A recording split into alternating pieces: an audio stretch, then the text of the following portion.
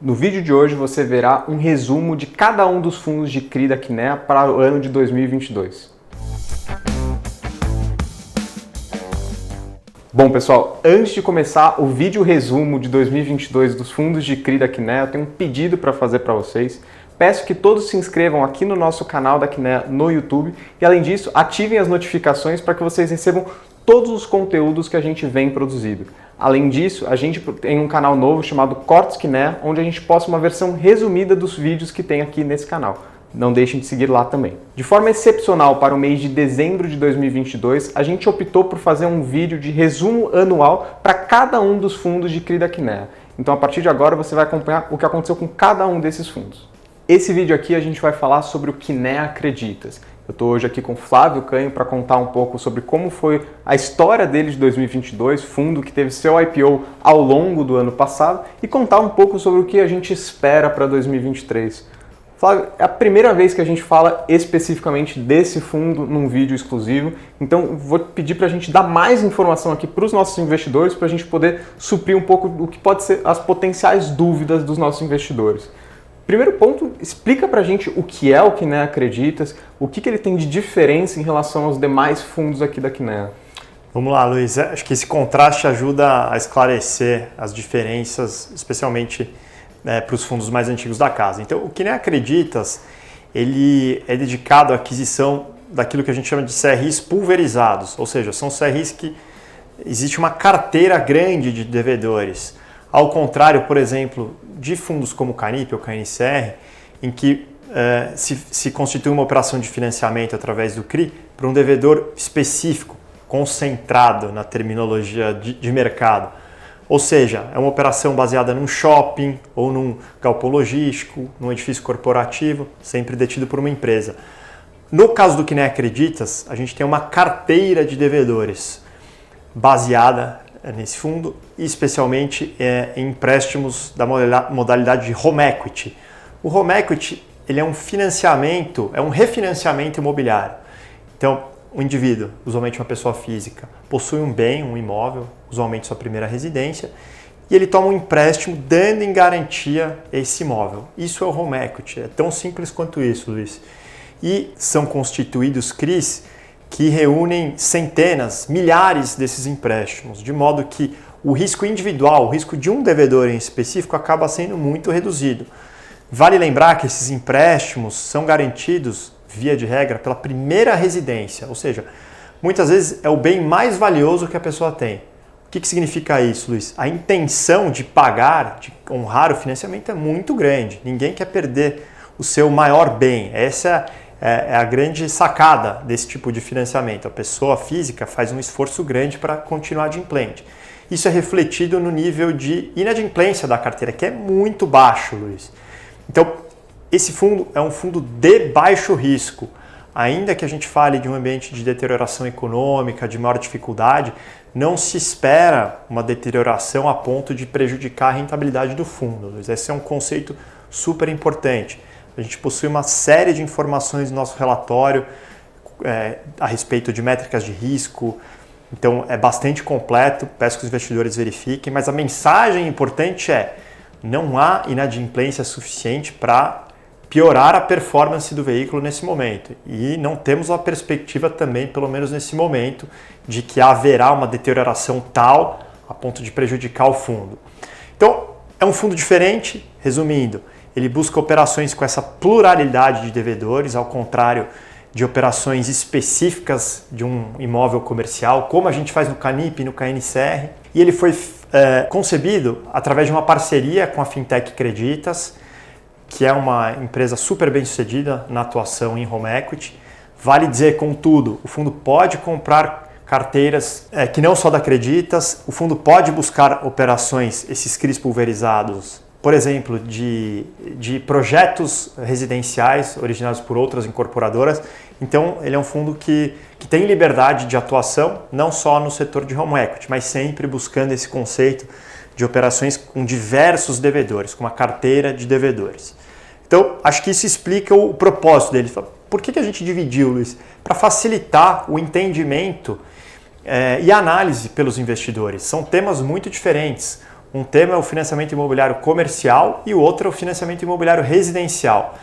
Aliás, até num parênteses, quando a gente olha o mercado externo, mais desenvolvido, são classes quase que distintas. Essa de operações relacionadas ao financiamento imobiliário residencial e aquela dos financiamentos imobiliários comerciais. Então, por isso, pensando, olhando para o futuro, a gente criou essa subdivisão entre os fundos antigos que se concentram em operações comerciais concentradas e o que nem acreditas nas operações pulverizadas. Flávio, vou fazer uma pequena interrupção aqui, justamente para fazer uma pergunta que muito provavelmente está na cabeça do investidor.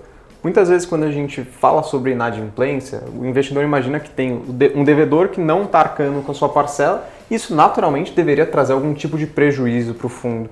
Vamos explicar um pouco mais a fundo a situação do home equity feito em conjunto com a Creditas.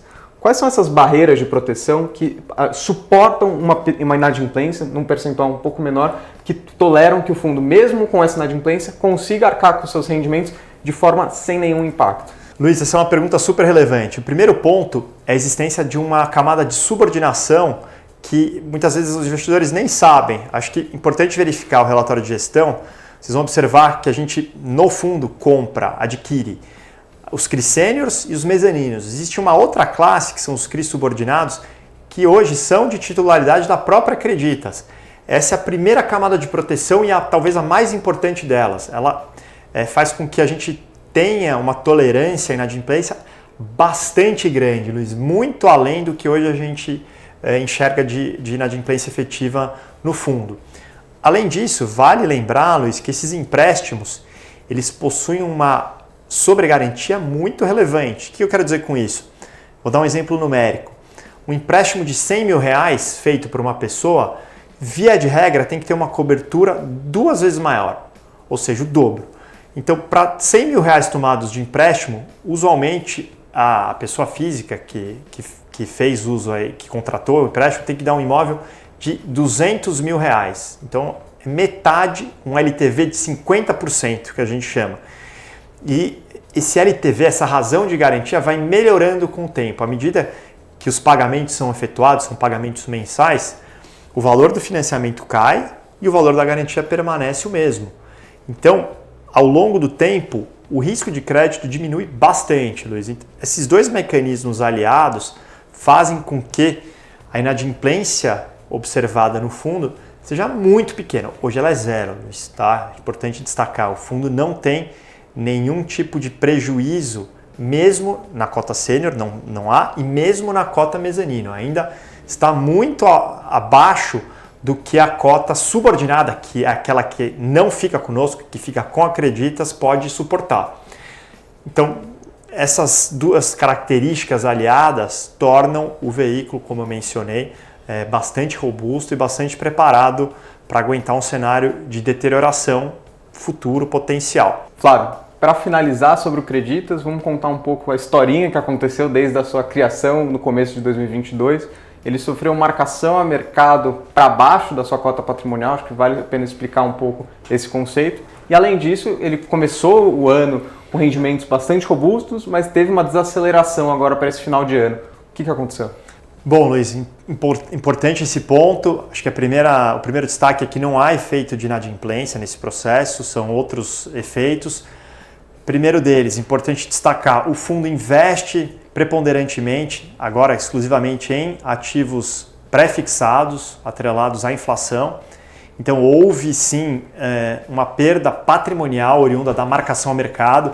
Vale destacar, esse não é um prejuízo realizado pelo fundo, é um prejuízo contábil, que significa dizer que na medida que a gente carregue esses títulos até vencimento, não há prejuízo. É um efeito exclusivamente temporal e que só é materializado se nós, como gestores, vendermos os títulos a mercado por um valor menor do que a gente tem na marcação à curva. E não é a nossa intenção. A intenção desse fundo é carregar os CRIs até vencimento. Além disso, Luiz, como você já apontou, existiu um efeito de menor dividendos por conta da deflação que a gente observou em 2022. Foram 3 meses de PCAs negativos. Isso afetou os dividendos. Esse fundo até possui uma defasagem diferente dos fundos mais antigos, por isso que ele demorou um pouco mais para sair da janela de inflação. A partir de janeiro o fundo já vai ter absorvido totalmente esses meses de deflação e é uma carteira 100% atrelada ao IPCA, por isso que o impacto acaba sendo maior. Então houve a marcação a mercado, efeito número 1, que afetou o valor patrimonial. De novo, esse é um efeito passageiro, Luiz, ele não é materializado necessariamente na medida que a gente carrega os títulos a vencimento. E 2, houve o efeito da deflação, que ficou para trás na medida em que a gente não tenha variações negativas do IPCA em 2023, que é o esperado, pelo menos nesse momento, a maior parte dos economistas não tem essa previsão de deflação para o curto prazo. Obrigado, Flávio. Bom, pessoal, o vídeo de hoje era esse. Caso vocês queiram acessar mais informações sobre o fundo, não deixem de conferir a carta do gestor que está no nosso site. E além disso, a Kinea tem produzido cada vez mais conteúdos, seja aqui no nosso canal do YouTube, seja no nosso Instagram, seja no nosso LinkedIn, seja no nosso blog que você também encontra no nosso site. Todos esses lugares você tem bastante conteúdo proprietário. Muito obrigado e até a próxima.